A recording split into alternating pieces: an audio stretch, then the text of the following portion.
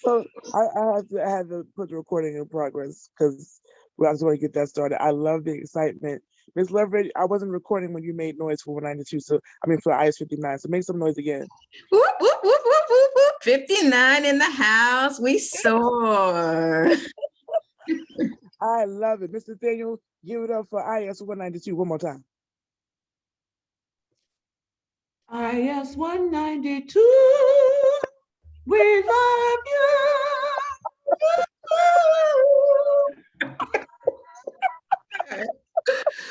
We are very excited, as you guys can see. And yes, we did all work today. And we are still excited. We're waiting for a little bit more participants, but we're waiting for the presenter, Mr. Opare. He will be here shortly. So I am Miss Boone. I'm going to make some noise for IS 238. Whoop, whoop, whoop, whoop, whoop, whoop. Excuse me.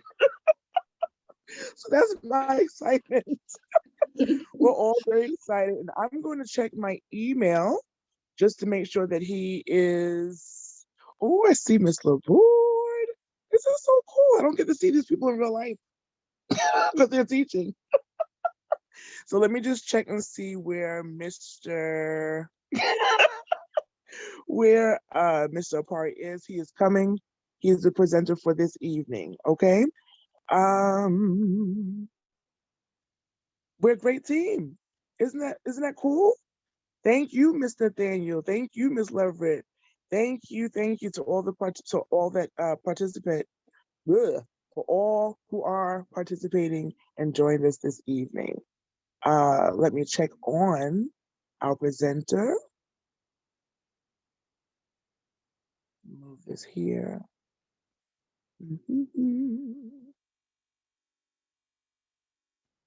Oh.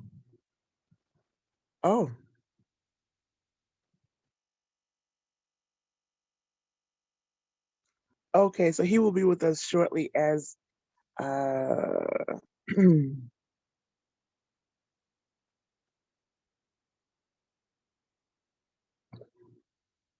okay, hold tight.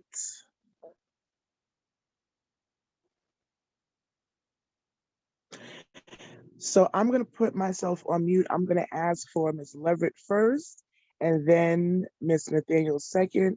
If there are any announcements for your school, community, if you want to just share them.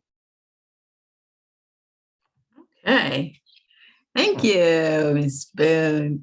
Yes, it is wonderful to be here. We're so happy that you invited us to collaborate, to be partners. This is wonderful.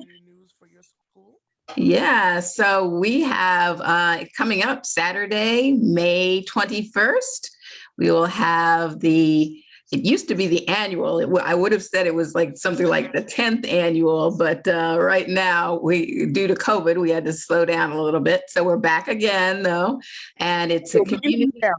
Can you hear me? Okay. The Community Resources Fair. We'll have fun and games. We have arts and crafts coming. The YMCA is going to have a lot of fun and games and face painting. We have agencies already. We have about 30 agencies that we've confirmed that are coming. They'll have giveaways. They'll share some resource information. We're working on getting a rain barrel giveaway that morning, also through Senator Comrie's office. We have a great program this year called Common Threads, and they came in and did some virtual cooking classes with us. And so they will be there on site giving away some tasty bites that they make right on the site. So it's open, it's free. We're inviting every single member of the community to come out with their families and enjoy and just have a great time. It's from 9 to 1, so save the date, Saturday, May 21st, IS 59, which is located at 132-55 Ridgedale Street. You see the picture right here. So when you get to the building, you know what it looks like, but hopefully it will be a sunny day. So we'll be out in the beautiful backyard. That's where District 29 had its opening ceremony this year. So we're hoping to be out there and just have a really good time. and hope to see every single family from District 29 and everywhere else. So that's for me right now. That's our big thing coming up at IS 59, and everyone is welcome. Bring your family and your friends. And Ms. Nathaniel, I'll turn it over to you. Good evening, everyone. It's really a pleasure to be a part of this event this evening. We do have some beautiful things coming up at IS 192. First off, starting Thursday, the Summer Rising program will be up so that parents in the community can sign their children up from K to 8th grade. This year is from K to 8th grade. If you have a preschooler, a pre-K student, it's not for that child. And the way you do that is the current grade that the child is in. If the child is in 5th grade, you enroll them in 5th grade. If the child is in 6th grade, you enroll them in 6th grade. The current grade, that's what's different this year. We did a webinar training today, and I just want to put that out there for the whole entire District 29. Spots go very, very quickly. Please make sure that you sign your child up if you want your child in Summer Rising. Is from 8 to 6 p.m. Instruction in the morning till 12. The teachers work Monday through Thursday. They do not work Monday through Friday. They are off on Fridays. So I'm excited about that. I just want to plug that out, let everybody know about that. And we just love Miss Leverett. We love Miss Boone. And because of Miss Leverett, I was able to get a parent engagement consultation person. His name is Richard Celestine. He will be in 192 with our parents virtually on May the 6th. And we're very excited about that. And we just have some great things coming up. I will be doing UA trips for our parents, and that's in June. And we're just going to be doing a wellness activity with our parents on May 12th, where we'll be doing sipping, paint and sip. So we got some great things coming up, and it's a pleasure to be able to announce these events here at IS 192. The address is 10989 204th Street, St. Albans, New York, 11434. Thank you.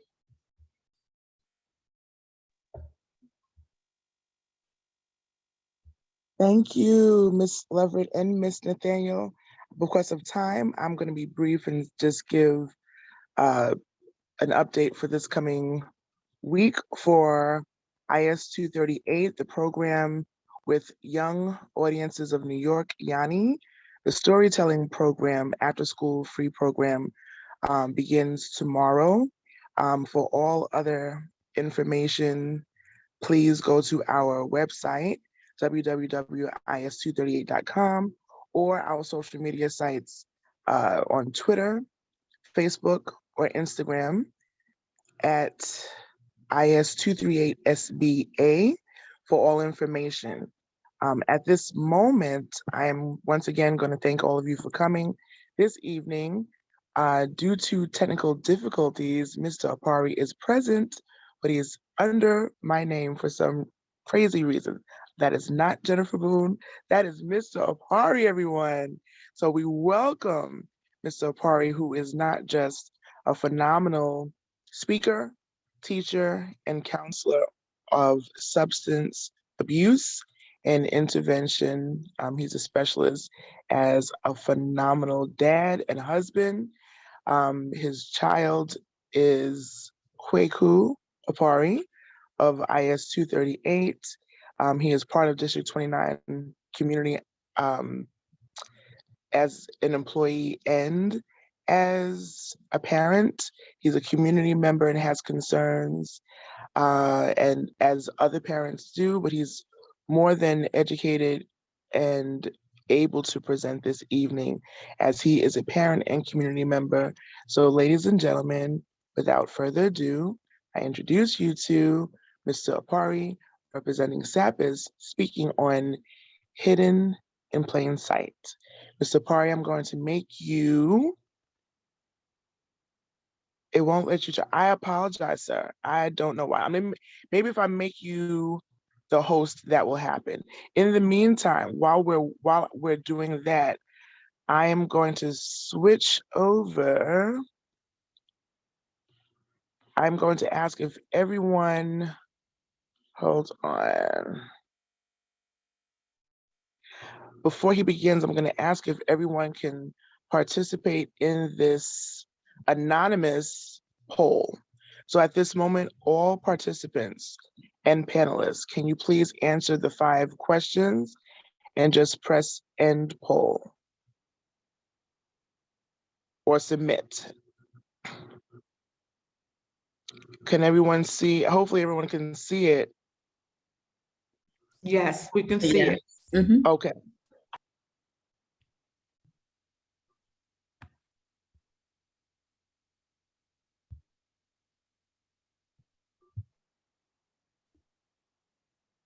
And while the questions do say this community, I do understand we have other members of community period that are present. It can be for your community as well. We have some participants that are not here in Queens or New York period, but they thought it not robbery to join us this evening. We appreciate that. We welcome you. We're asking for everyone to participate. We have 9 out of 12 that have participated. We have 75% of the poll that is completed. If you have not yet participated, please do so. It will be closing in 10, 9, 8, 7, 6, 5, 4, 3, 2, 1. The poll is now ending.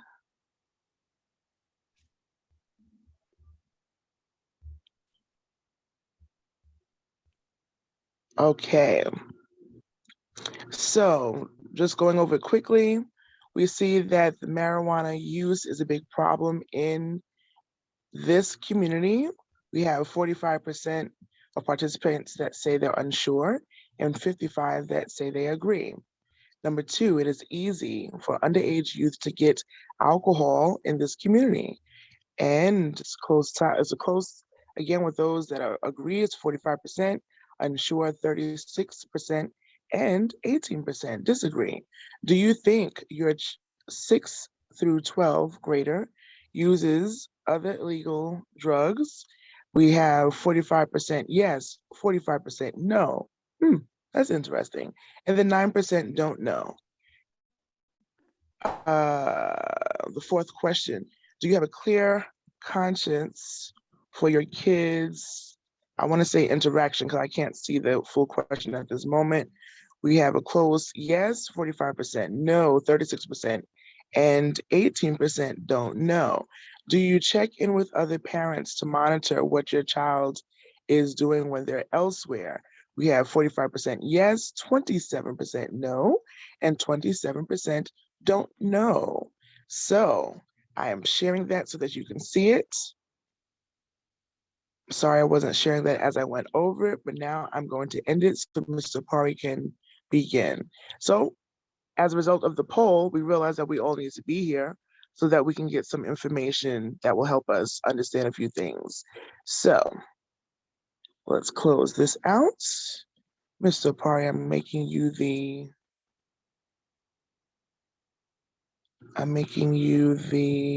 host.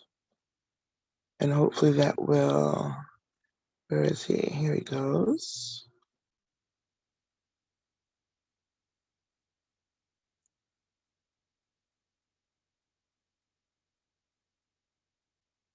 Mr. Pari, are you able to switch?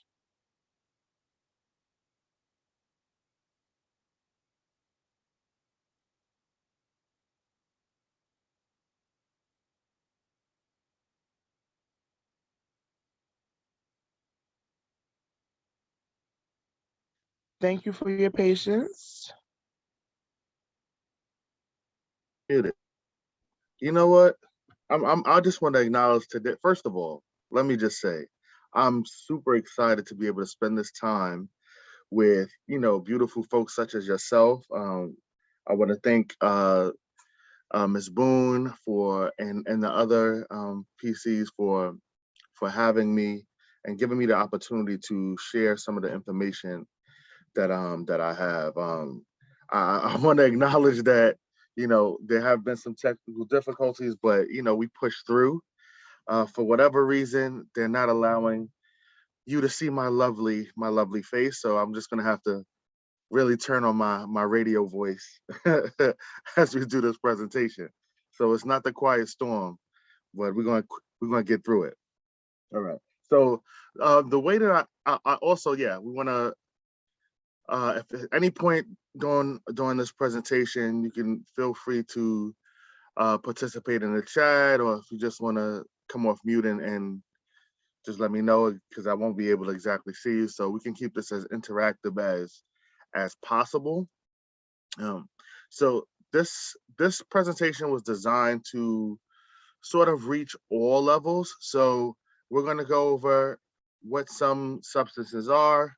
At some point, we'll go over some of the potential impacts, and then we'll talk about some of the things that we can do as shepherds of our scholars. All right. So without further ado, this presentation is called Hidden in Plain Sight, and it's talking about the danger that's just under our noses. So many times we have with our young folks, we have daily interactions with them. Either if we're parents, we have more interaction. For our teachers, we have maybe somewhat limited, but there can be activities and behaviors that they're getting into that we may see and overlook. There may be substances that we know about, but maybe need to get more information, and that's what this presentation is designed to do. So let's get into it. So our first substance that we're going to be talking about is vaping. Vaping is the inhaling of vapor that's created by electronic cigarette. These vaping devices are fairly new to the market. They were created in 2006 in China, and they were sort of created as an alternative to traditional cigarette smoking. Because of that, the health effects have sort of been obscured, because the marketing was really designed to say that they're a safe alternative to cigarettes. And as data is coming in, we see that is far from the truth. In 2020, a federal ban went into effect that banned flavored vapes. And these flavored vapes were the ones that, if we're seeing on screen, are the ones that our children are really, really susceptible to going after. The cotton candy flavors, the watermelons, the mint. These are the flavors that our kids were really, really attracted to. And as you're seeing the packaging, you see they're very, in my opinion, they're very kid friendly, right? There's something that our kids would gravitate to. So there was a ban that was placed in 2020 to go after these flavored vapes. But there was a loophole, and this loophole allowed for the flavors to continue to be made and produced if they were only made for disposable cigarettes. Now, at this point, I should let you know that there's different types of vapes. Some of these vapes are you have to charge them up by hooking them up to another device, such as a charger, or sometimes you can charge it through your laptop. Some of these vapes are also what we call mods, which they're bigger and they're more smoke producing. But the ones that we really are seeing our young folks really gravitate to are these disposable vapes, which again are now totally legal. And by the way, they're supposedly not marketed towards our kids. But again, when you see these colors, when you see these flavors, these are the sort of things that our young folks flock to. The next drug we're going to cover is marijuana. Now, marijuana is often called cannabis, weed, pot, dope. There's so many different, nicknames for this one plant, but it really boils down to what most people are talking about is the flower part of the plant that is usually used to be smoked, to be smoked. This plant has over 100 compounds. What the most famous compounds that we are coming across that we really need to identify is tetrahydrocannabinol, cannabinol rather, which is THC, and that is the compound that is responsible for the high. That is the thing that gets you high. So the amount of THC that's present in the marijuana is directly related to how quote unquote high you get.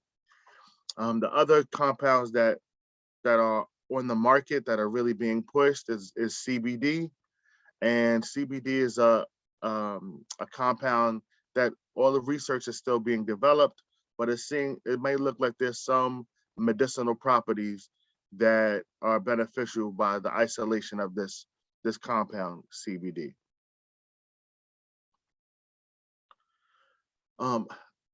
THC concentrates, which are also known as like dab or wax, these are concentrated amounts of the oil of THC. So it's derived from a process where you extract oil from the marijuana flower, and you end up with these concentrates, and they're called dab or wax, and you find them being used inside of electronic cigarette devices, so like vapes and other devices like that. You heat up the wax, and the vapor from the wax is what you inhale, and that is the way that you get high. These dabs are super concentrated, so we really find that there's issues with folks getting overdosing, especially from this THC concentrate. And no, Sam, you're definitely not cutting in. I'm glad that you're chiming in with all the different names that you're hearing about for marijuana. So yes, grass, zaza, even grabba, that's all different types of names that they talk about for marijuana. Even though grabba is a little bit different, it's not exactly just marijuana. Okay, awesome. Yeah, so grabba is not just exactly marijuana. It's also known as funto, which is the leaf that people wrap around to smoke marijuana, but that leaf itself is a tobacco leaf. All right, yeah. So getting back into, so these dabs, these wax concentrates, they don't necessarily smoke in the same way as rolling what we call traditionally blunts or, something like that. Marijuana cigars.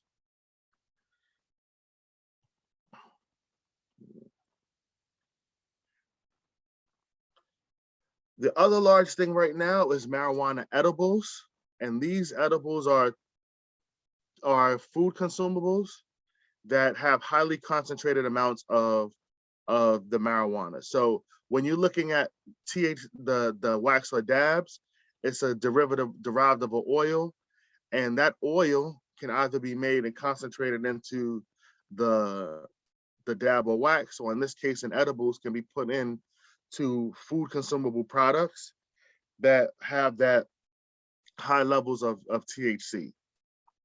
So I'm going to show you a couple things, and I'm really curious to get your reaction. So I'm going to be paying attention to the chat. I'm looking forward to you coming off of mute, but I'm really interested in getting your reaction. So I want to show you a couple products, and you tell me your reaction. So here on screen, we have a few products. What do you notice about these packages? Yeah, if you can unmute, I'm happy to hear you.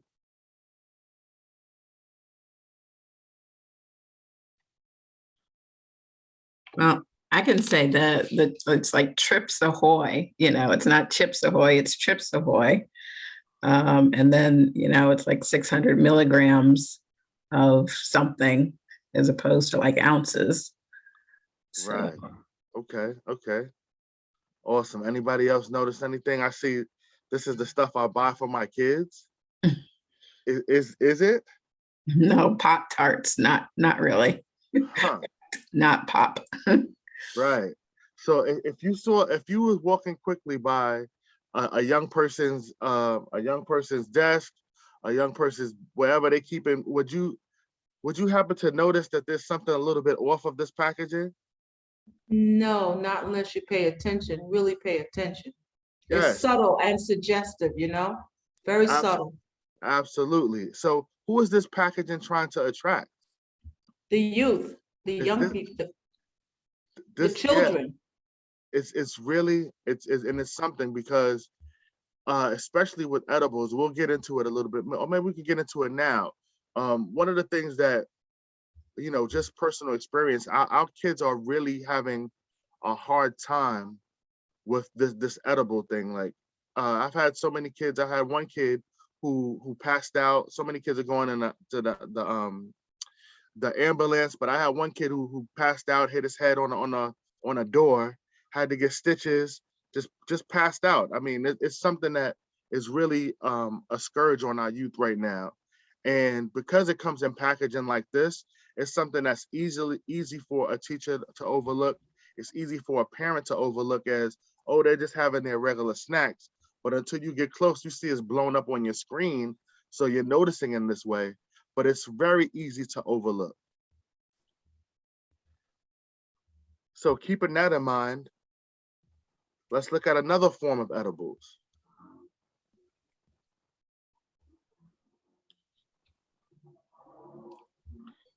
So keeping that in mind, if we saw this with our young person with this, will we stop to think that this is actually a drug product? No, we would just think it's something, regular. Not until, you pay attention to it. Absolutely. And who could fault you? Because it's designed to be discreet. It's designed for discretion. And we know that our youth are really looking forward to taking advantage of these products where, they are able to do things under the radar, where they could be a little bit sneaky right under your nose. That is something that's super tantalizing to our youth. And these things are sold in the store. They're sold in the stores, they're sold online, where our young folks have an advantage over our older folks, where they're a little bit more internet savvy.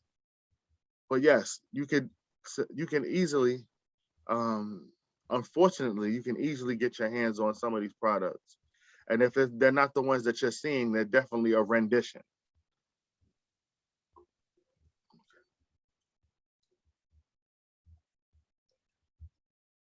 And thank you for chiming in, Sammy. Again, you said you're a high school junior, and yeah, these are unfortunately not that hard to get.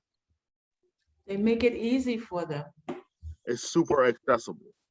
And the delis and all that stuff, because we've had some situations too. Okay. Yeah. I mean, I wish I could say that that's the first time I've heard that, but it's unfortunate. It's an unfortunate story that I've heard before. Okay. Can I just say something? I'm really flabbergasted right now. I'm just in shock right now. I thought I knew. Mhm. But I'm looking at these beverages and what I just don't know what to say. Is this water? Is it the two on the side with the pink cap Yeah. and Mhm. is that like supposed to be like a flavored water? Like these look like soda. The others on the side look like I don't like I don't my God. Yeah, these are flavored health drinks. If you looked on the right, you would think that it's a smart water sort type of product, That's what I or thought it was. that without getting into branding, but you get what I'm saying. It's just you would think that, oh, yeah, this is something that they're healthily drinking. You see the zero, you think it's zero sugar, 0 calories. That's what your mind would think.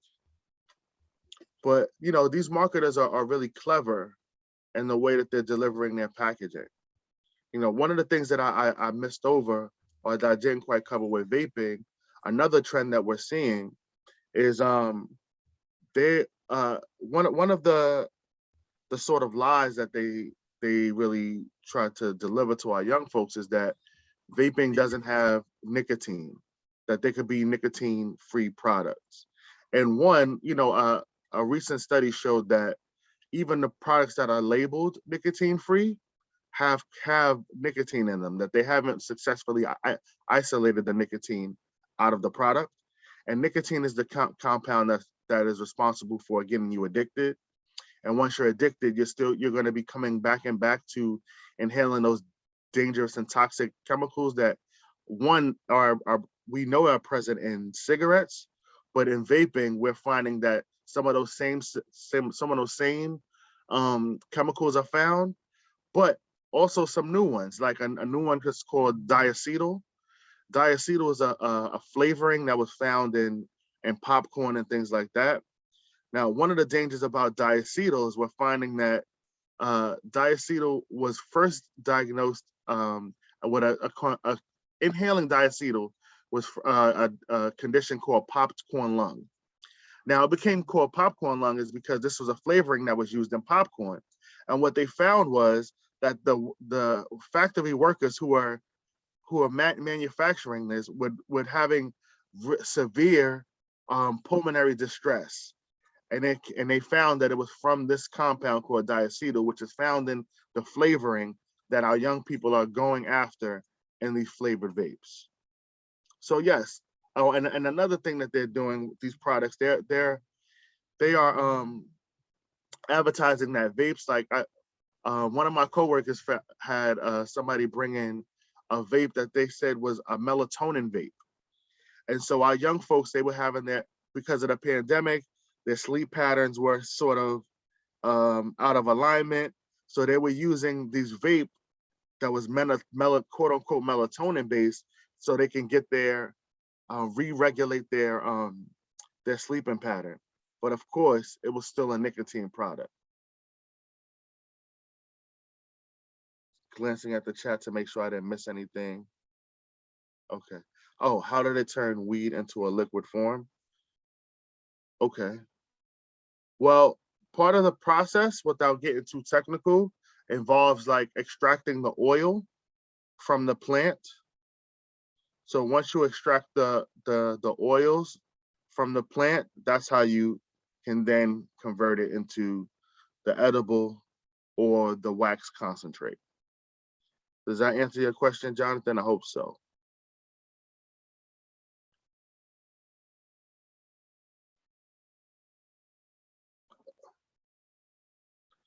All right, so let's move on.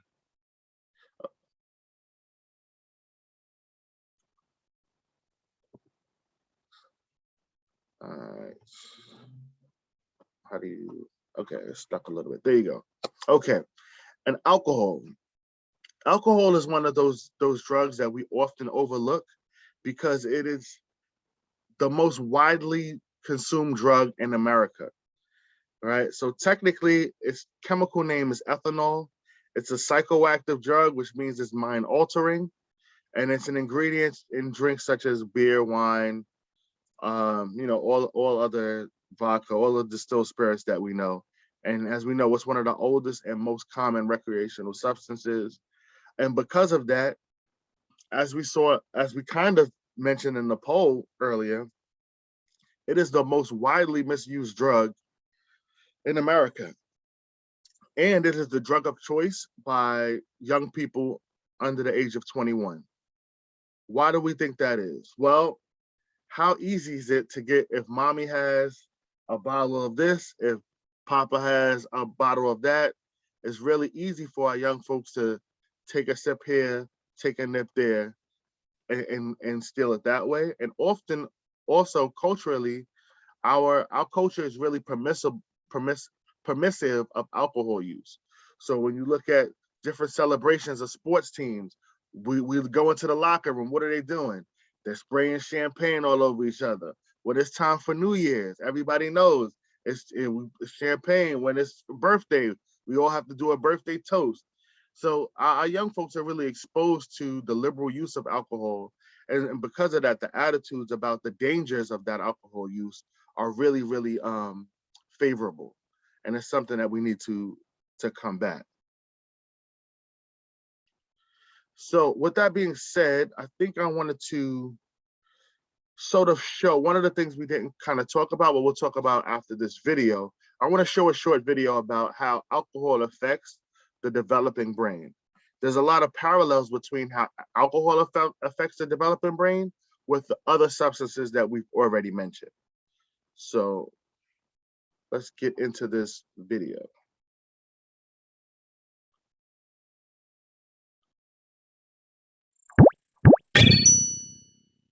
Butter and toast, mix. Robots and tacos, sorta mix. But kids and alcohol, don't mix. You probably heard that alcohol is bad for your brain, but what does that actually mean? To answer that question, we'll have to learn a little bit about neuroscience, the study of the brain and nervous system. The brain is your body's control center. It processes information to and from your senses and manages vital and voluntary actions like breathing or keeping a regular heartbeat. It enables you to run and play, learn new facts and ideas, and feel a wide range of emotions. To do all of these jobs, your brain contains many different parts. Each part is focused on a specific function, like movement, decision-making, memory, pretty much everything. The brain transmits information throughout the body using a system of interconnected nerve cells called neurons. Chemical messengers called neurotransmitters carefully move the information from one neuron to the next. Spoiler alert, these messengers play a key role in the way alcohol affects the brain. But hang on, we're getting there. Now, neurotransmitters can either be excitatory, meaning they stimulate brain activity, or inhibitory, meaning they slow down brain activity. To keep its operations going smoothly, the brain has to maintain a careful chemical balance between these two types of neurotransmitters. Now let's see what happens when you introduce alcohol to this finely tuned system. To start, alcohol acts as an agonist or booster to certain chemicals in the brain's internal reward system. That's what can give people the relaxed feeling you may have heard about. But alcohol also acts as an agonist to inhibitory neurotransmitters, increasing their ability to slow down brain functions. Simultaneously, it acts as an antagonist to excitatory neurotransmitters, decreasing their ability to stimulate brain activity. You can probably guess what happens when you combine ramped up inhibitory neurotransmitters with dulled down excitatory neurotransmitters. All of your brain's different parts and functions become super slowed down, which can cause a wide range of physical, mental, and emotional effects.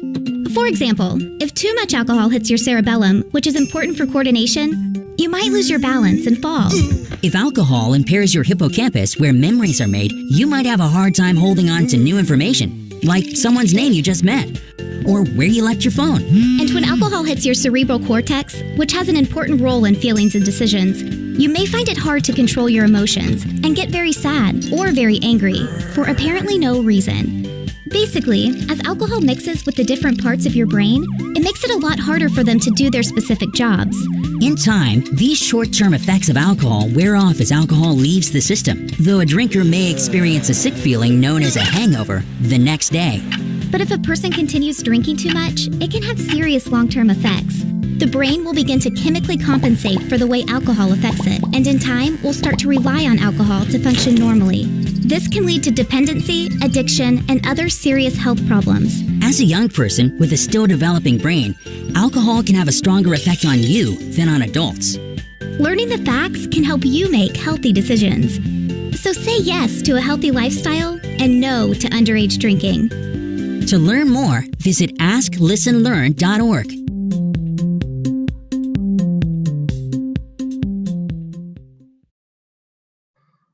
Okay, so one, is there any reactions to what you just saw? I want to give you out of space. Oh, first of all, I want to check in and make sure that you saw it. I just realized this whole time I didn't check in. Yes, we saw it. Awesome. Any reaction to that? If not, we can move on. We don't have to force it. Let me check the chat. Okay, awesome. Okay, great. All right, moving on. So some of the correlations that you'll find with alcohol and other drugs is that they affect the different parts of our brain, but ultimately, um, they all sort of rely on hijacking the brain's pleasure release center and releasing dopamine, which is the thing that's sort of releases that quote unquote high, that feeling. And because each drug has a different chemical um, makeup, they can affect different parts of the brain and different parts of the body significantly.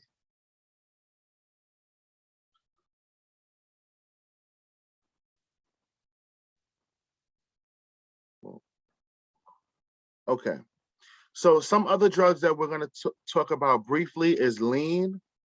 Lean is generally the mix of a heavy cough syrup like promethazine, which is a prescription strength cough syrup that's mixed with sodas, usually Sprite or something else that's another clear base, 7-Up, something like that. And it's one of the drugs that's consistently referenced in music, and which is why our young folks are really keen and interested in it. Opiates, we know, is a huge problem. We have an opioid addiction issue that is really prevalent right now in the United States.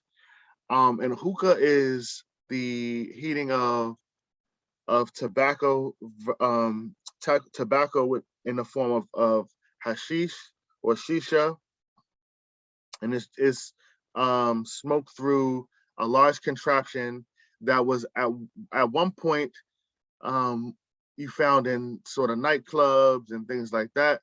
But at this point, they're available in the retail market very easily.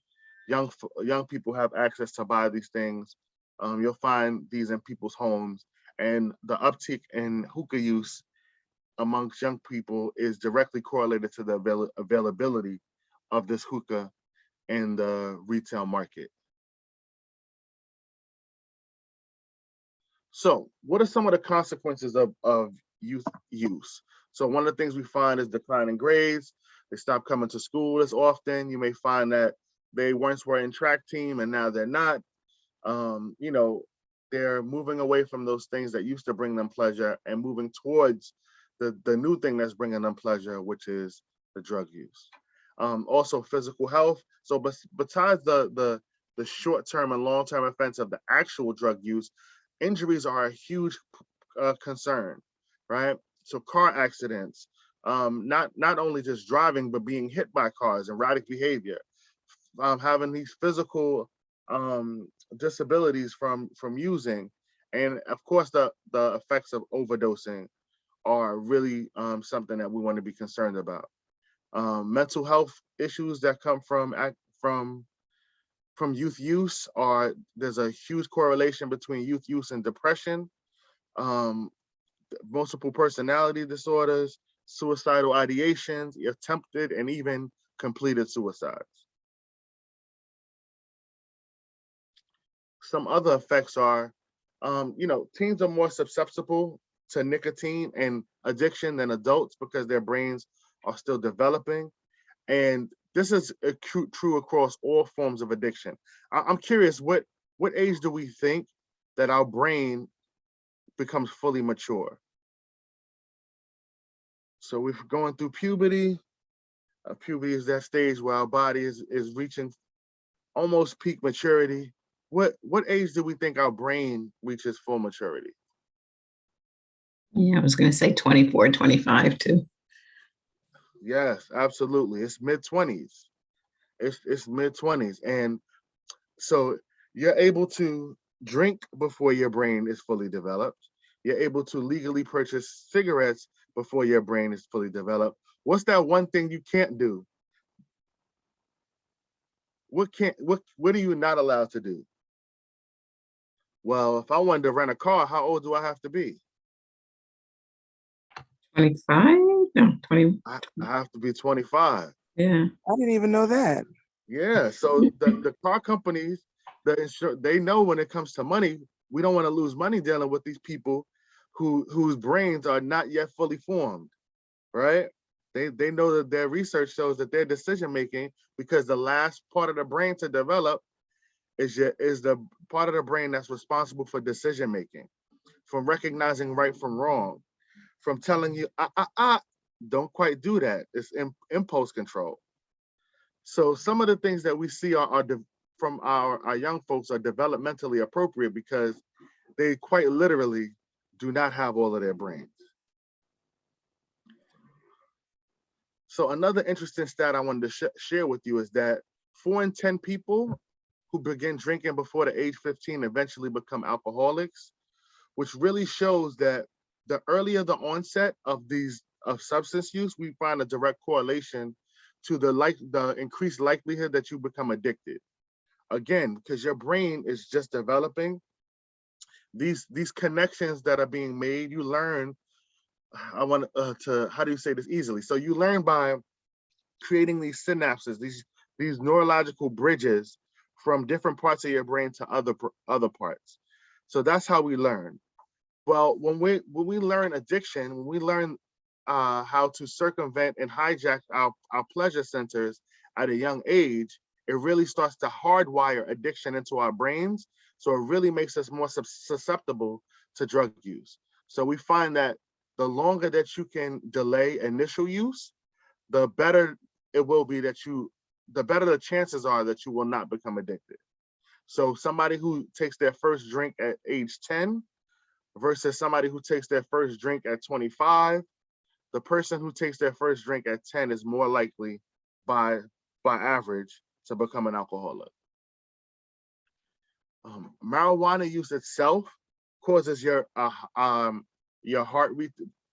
to beat faster, and that's even without the effects of smoking. Just smoking itself, inhaling smoke makes your lungs and your heart work harder. So that combined with the marijuana makes your blood pressure raise immediately after use. Right? It also can lead to increased risk of stroke, heart disease, and other cardiovascular diseases. The other thing, remember when I was referencing that vapes were presented as a safer alternative to cigarettes, and all the time kids say, Mr. Opare, I heard that vapes are safer than cigarettes.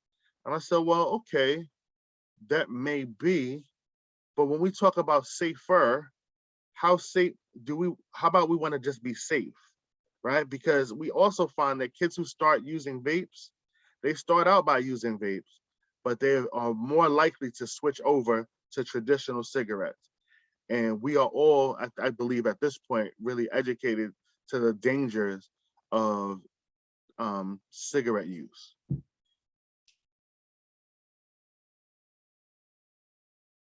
What is the youngest age that you are seeing large percentages in use at this time? What are the youngest age? I'm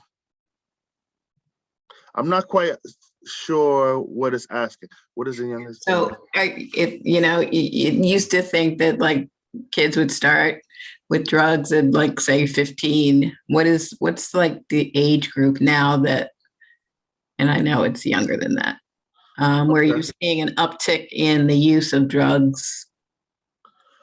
Well, I would say that in my field, as there are two sections of my field, which is treatment, which is folks who are habitual users, and then we have prevention, which is my field, where we try to make sure that young folks have the information available to them so that they can make better choices more consistently. And we're also able to intervene if there is some early onset of use. So I understand the question to be, when are we seeing, what is the pattern of the initial onset, initial use? Yes. Got it. So I think middle school is a time where we're really seeing our young folks begin to experiment with use. But I would say that we do have people in my field who are working in what's that, K-5 schools as well. In the elementary schools. Yes. Yeah. So a lot of it can depend on individuals who may have exposure to different different things. It can be highly individual, but I would say in mass, middle school is a really a large area where young folks are starting to, one, experiment, and two, gain more autonomy to be able to move around by themselves in a way that they can't in K through 5. And then too, I just want to add that it also depends on what the home environment is, because you have some little kids that are 2 or 4, they're exposed to, like, say, weekends of parties, and they might start them out with just Kool-Aid, but they think that they're drinking like the parents, or it depends on the household, it depends on the environment, how soon you really are exposed to it. Yeah, and I think we'll cover some of those things as we go forward, but it requires a certain amount of vigilance, because I can recall, just situations in my own personal life where, we partying as a family, everybody, and then a bottle was left where a young person can get it, right? So we know that these things can happen really quickly, but it's about being super vigilant, and we'll get to that slide. We'll talk about that as we get there. But thank you for your contributions. So some of the risk factors, these are what we look at. I'll go over this very, very quickly. It's what we look at in our field about, they're called risk factors and protective factors. Risk factors are what expose us to actually using these things, and protective factors are things that are motivate us to stay away or keep away. So one of the risk factors in our community is the availability of drugs. We kind of talked about the availability of vapes, but walking up and down Jamaica Avenue, or working up the major thoroughfares, you walk past a store, somebody's talking about sour, purple, I got this, I got that. It's super easy and available to get.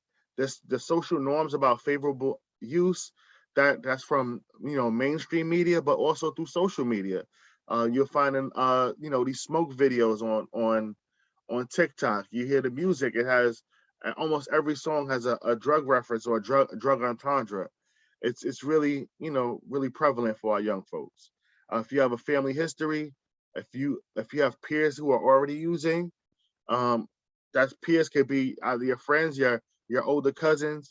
These are markers that are risk factors. But the protective factors are having a strong relationship with your family, having pro family attachment, having pro school attachment.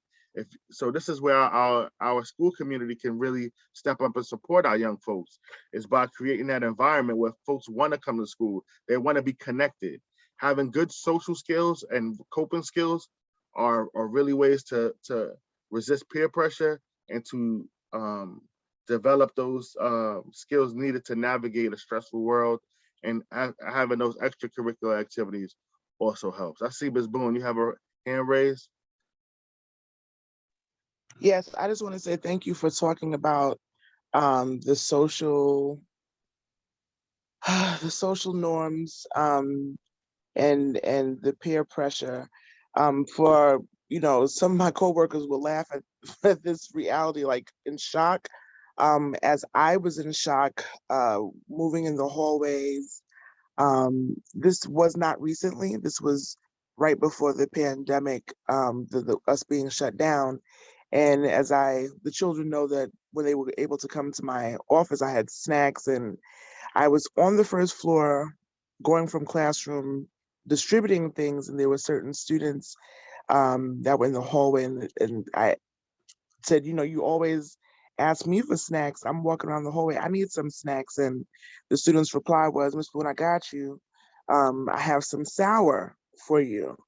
And was very serious, wasn't being funny, but like, Miss Boone, you always, have our back. So I have your back. You don't have to go to your office. I have some sour for you. I said, no, thank you, because I thought that the sour they were referring to was sour powers. It's a candy, stretchy candy, sugary candy, is sour and sweet. only for me to be pulled to the side and another coworker and the then PTA president share with me they were referring to sour in terms of marijuana. And I was in shock that it was that open. The student really, I know the student they're not at the school anymore, but they really thought that they were being considerate. And it just let me know how far out this is, where a student would offer a adult marijuana before it was as legalized like it is now. You get what I'm saying? I So do. yeah, so for you to say the social norms, it is very important while we are busy for parents to be aware of just how free this is amongst middle school age students and younger. And the reason why I'm saying younger is because there are students in elementary school that have older siblings that are in high school or middle school, and they may leave things around or even offer as you were stating earlier. But I was kind of in shock. If that was 2020, like January, February, I can only imagine what it's like now in 2022. Absolutely. And thank you for that contribution. But yeah, I mean, the culture is definitely moving towards acceptance. We know that the whole legalization piece has really sort of muddied the waters for our young folks who are already had the waters muddied about sort of the health benefits of marijuana. The availability of edibles and these things has really made it the terrain difficult for our young folks to sort of navigate. And it's one of the reasons why we have to continue to educate ourselves so that we can, in turn, deliver that information to our young folks so we can best support them as they move through this, admittedly, a different world than we moved in. Let's check this comment. Can we advocate to remove stores from surrounding schools? I think, it's I used to work as a community in a community organizing organization before I was working with DOE, and that's definitely a tactic that we can use.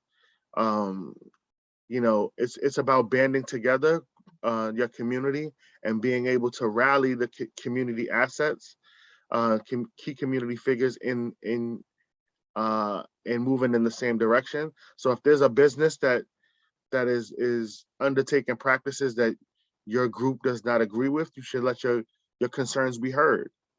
You identify what that business is and you bring it to that business. And if you find that they're not addressing it, then you should move it to different arenas. But absolutely, you want to make sure that all people in the community are pulling in the same direction. And I think this is how we get to have a space where everybody in the community is supported.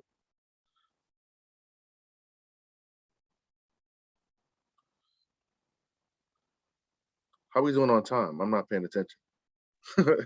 Well, how many more slides? We can move a little fast. I think we got, so no, this is the key part. So Okay. here are signs to look for that if you're a young person may be engaged in substance use. So you want to look for their different changing of emotions. They may be more so depressed, to be irritable. They may be more aggressive or even have apathy, like they don't care about anything. You want to look for those abnormal sleep habits. So teenagers are more prone to sleeping, yes, to having weird patterns, but you want to be aware of your child's sleeping patterns and notice that if there's a sudden switch up, even if they're parents, they're wearing different clothes, flashier clothes, even bummier clothes, things like that, that maybe, hey, something's up. Let's have a conversation. If you see a lot of perfume, a lot of Lysol, a lot of Axe body spray, all of these things are popular cover-ups that cover up the smell of consumed drugs. Even they're constantly taking mints, or they're constantly gargling. They may be trying to get rid of the smell of something. If you find a different paraphernalias like lighters or crushers, even Visine to clear up the eyes. And another thing is to be aware of their friend group. Are they having the same friends? Are they changing? We want to check in on things like this. So not one of these things by themselves is a direct indicator, but these are definitely signs to look out for. So how do we support our students? Students that are not using, students that maybe even have started. Well, we want to be able to establish a tobacco and drug-free home, right? We want to these are the standards for our home, and this is what we do here, right? Have those talks about family expectations around substance use. What do we expect? And then, so what are some of the consequences that are going to be laid out if our expectations are not met? We want to review with them. How do we say no? How do we overcome peer pressure? How do we combat those social norms that are so prevalent, right? We always want to look out for teachable moments to enhance our message. So instead of, sometimes we're walking down the block and somebody smells like a certain way, instead of just shying away from it, address it. Hey, did you smell that guy? Man, he smelled like, yeah. But what he doesn't realize is the health effects that he's putting himself at risk to. We want to look for these teachable moments to really drive home our point. Thank you for saying that. So instead of speaking, so I'm sorry to just jump in like that, but instead of just saying, you know, like, oh my God, I can't stand that smell, or oh my gosh, you know, how do you make that? Can you just give me another example of making it a teachable moment? Because the moment can be very quick, and with so many things on parents' minds, there was, you know, the things that you have to do for that hour or that evening or where you're going. If you're driving past, or someone drives past you or walks past you or enters the room or whoever, and it smells really bad, whether it's alcohol or marijuana, rather than speaking negatively or just sharing your opinion, how do you turn that, even though what you're saying may be factual, Mm-hmm. how do you turn it into then a teachable moment? Like, what's the extra to be said as opposed to, oh my gosh? Right. So the teachable moment is an extension of the conversations that you've already been having, right? So the teachable moment is to enhance what we've already talked about. So in that situation, and one of these conversations should be age appropriate, right? There's certain conversations you have with an older kid that you don't necessarily have in the same way with a younger kid. But that being said, if there's an elephant in the room or something that we don't, our tendency sometimes is to kind of usher our kids away, like, oh, they don't pay attention to that thing behind the curtain, and it's, Right, you know, right. and they clearly know. And one that says you get to strengthen your bond with them by saying, I saw what you saw. Yes, you're not crazy, right? That thing was abnormal.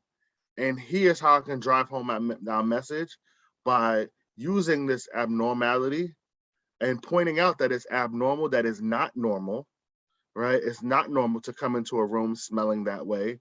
It is not normal to be behaving that way out in the street, right? That we enhance our message, the things that we've been saying.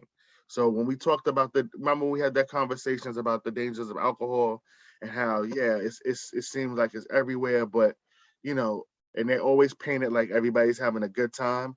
Well, here's how we see, you know, unfortunately, this person is, they're in a situation where the drug has become so strong in their lives that it's really affecting their decision making. Does that look like somebody who's making good decisions? Right? I would tell you that they're not.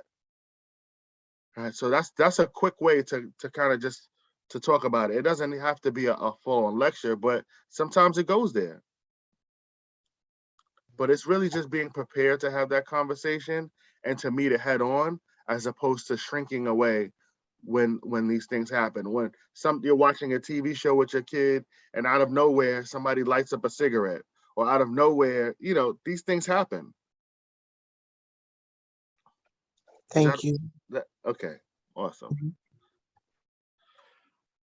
So I think we're rounding the bend. Yeah, we're done. So There you go. I know that you weren't able to see my face on camera, so I figured I'd give you a little. So yes, that's me. I'm a SAPIS. My title is a SAPIS. I'm a substance abuse prevention and intervention specialist. On the screen, you are seeing my email. You are free to email me if you have any questions. I know we sort of did an overview with each of these substances. We could spend an hour talking about each of these topics. I just wanted to provide sort of an overview and give some tips on how to speak to our young folks, and hopefully I've been able to do that effectively. But if you have any questions or any feedback or anything like that, feel free to reach out. Let me know how to say, hey, I was at the parent thing, and I'll definitely get back to you as soon as possible. So at this point, I'll open it up. Any questions or comments, things that I didn't quite cover? To all the participants, you can type it in the chat, and Miss Leverett or Miss Nathaniel can or Mr. Opare can just read what's in the chat or the Q&A section. Okay, so my first question was, are you willing to share your PowerPoint? And the second question was, thank you for sharing your contact information, because we'll be in contact. Okay, awesome. So as far as the deck, I think even this part, this is being recorded, so you'll be able to come back to it. You hear all of my stumbles and ums. I will never listen to this again, but you can go ahead and listen to it. Okay, but the PowerPoint is the deck. Yeah, I can send it over. Thank you. What's called in the building? Hey. Yes, Miss Carter's in the building. Fellow SAPIS extraordinaire. That's right. She was the first one to join in. Nice. I made it known she is from IS 238. Okay, so now I feel like I'm under pressure. By way of 59, by way of 59. Okay. By way of 59, I forgot. All right, hold on now. Our PTA president, Ms. Howard from 59, has asked, is there a way to have this presentation catered to elementary school, K through 5? Meaning the students or the? Ms. Howard, you want to type? Is he already talking about a parent workshop?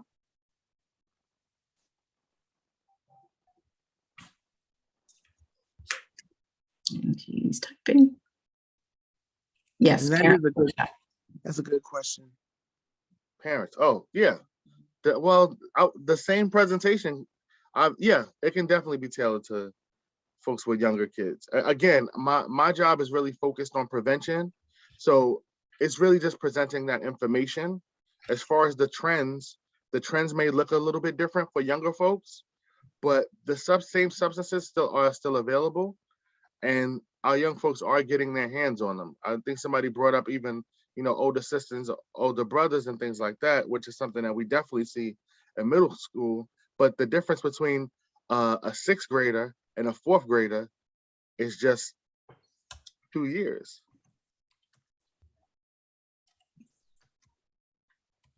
Yes, and I just want to add that recently in the news, there was in New York, I believe it was Brooklyn, but nonetheless in New York, there were 3 kindergarten students that were taken out of school and sent to the hospital because they thought they were eating cookies. And we know that kindergarten kids didn't go purchase edibles. So I'm really happy that you showed what is available, what it looks like. Pot tarts instead of Pop Tarts. Like I would have grabbed one, like you would grab it and you would not know, not saying that they're available in the store, but what if someone, threw some in, in a display and someone grabbed it, who, you don't know these things. So I'm glad that you showed us what it looks like, because I personally wouldn't have known. And I don't believe, especially parents that don't partake, that are parents of elementary kids, wouldn't even think twice, when think about that. So I appreciate that. Thank you. Absolutely. And accidental overdose from edibles is something that our hospitals are definitely seeing tons and tons of admits for, especially young folks. The accidental overdose from ingesting edibles is a huge, huge issue. Wow. Well, there's a question from Jonathan Winstead of Raleigh, North Carolina, Wilson, North Carolina. He says, thank you for sharing this useful information. Are you willing to speak to our NSBE junior group, that's National Society of Black Engineers? Yeah, we can definitely work something out. You have my contact. Just feel free to reach out and we'll see if we can schedule something up, how we can make it work for all parties involved.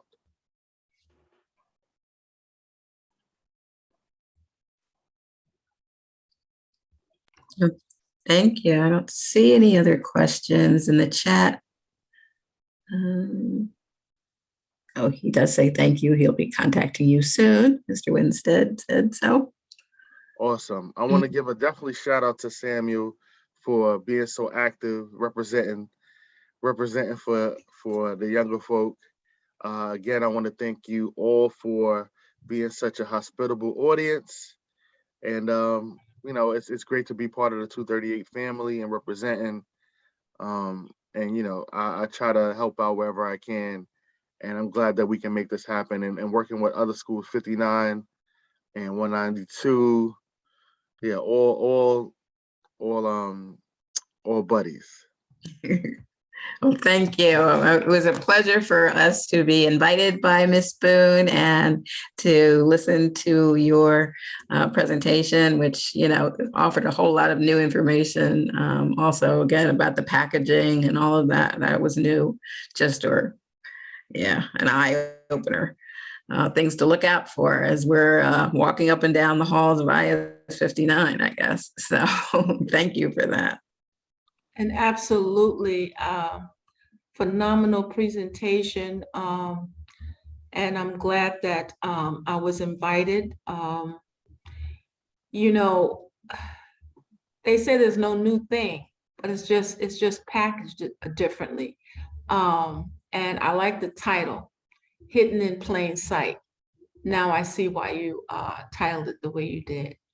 So I'm going to definitely think about all the information that you shared tonight. All right, so maybe we can do something in the future. I'm open to it. I'm glad that you got something out of it. It would be awful if we spent this time together and nobody got anything out of it. Well, we got a lot out of it. And I want to thank Ms. Howard and Ms. Ned from IS 59 for joining us tonight. And anyone else, I don't recognize another name from 59, but if there's anyone else here, thank you for coming on. And I hope that you enjoyed it as well. And I want to thank my PTA president, Sandy Agargale, for attending this workshop. And anyone else that's on from IS 192. Thank you. And in closing, I want to thank everyone from all three schools and beyond for coming and participating. Special shout out to Sam Prasad, who is a graduate of IS 238 and a junior at Thomas Edison High School. That's why he's very knowledgeable. He is aware. He has two younger siblings, one which is a sixth grader at 238. Wait, if you're at Thomas Edison, are you seeing Mr. Foster? Make sure you check out Mr. Foster at Edison. That's right. We got people all over. So check. He said yes. He said yes. You're right. Yep. That's Mr. Foster. Make sure you give him a shout out. He said second floor. That's right. You know where he is and everything. That's awesome. Awesome. Well, to everyone, I want to say thank you so much. Mr. Opare, you were wonderful. I'm going to close out right now and just say everyone have a good evening. There will be a follow-up email once I close this out. There is a quick survey for participants to please fill out. We just would like the feedback. We need that data. And I will, of course, will be sharing with Ms. Nathaniel for 192 and Ms. Leverett for IS 59 for their data as well. They're keeping the data keeping as well. So to everyone that's on, please have a good night. Mr. Opare will be speaking to you soon. Thank you so much to everyone. Have a good night. Good night. Good night.